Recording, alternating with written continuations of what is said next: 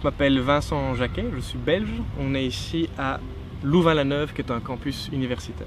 J'ai fait une thèse en sciences politiques qui visait à comprendre pourquoi la majorité des citoyens refusent de participer lorsqu'ils sont tirés en sort à un processus délibératif. Le G1000, c'est une organisation qui est née lorsque la Belgique était en crise et qu'on allait gagner le record du monde de pays sans gouvernement.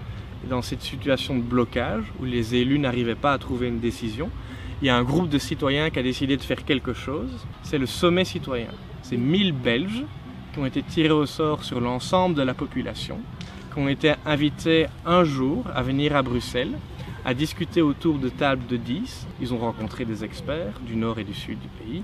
Ils ont discuté entre eux et petit à petit, ils ont fait des propositions. Et à la fin de la journée, ils ont pu voter pour les propositions qu'ils préféraient et les ont transmises aux présidents des assemblées du pays. Et c'est ça qui a été la force du G1000, c'est de montrer que les citoyens étaient capables, si on leur donnait le temps, si on leur donnait les ressources, de faire des propositions qui soient intéressantes pour le débat public, s'ils passent par cette phase de délibération. C'est le tirage au sort qui est utilisé, qui est une thématique qui revient de plus en plus, avec cette idée d'inclure un maximum de personnes. Et donc de ne pas seulement avoir les personnes les plus habituées à prendre la parole, de ne pas seulement avoir les personnes qui sont déjà investies dans des associations, dans des partis politiques, mais également d'avoir tous les autres. Et également derrière cette idée de tirage au sort, il y a cette idée d'égalité. C'est que chacun des citoyens est supposé également capable de participer à une délibération. Pas de façon individuelle, mais de façon collective.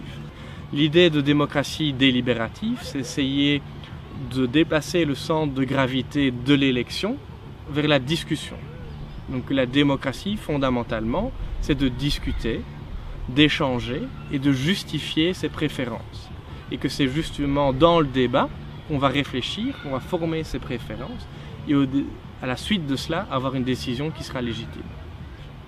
Elle s'oppose à l'idée de démocratie agrégative, à la démocratie purement électorale, où on a des intérêts particuliers, où on va compter qui est le plus fort, qui est majoritaire, et au final, celui qui a raison, c'est celui qui est majoritaire.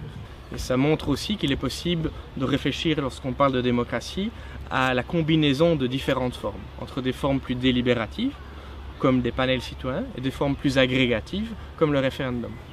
Super, merci beaucoup.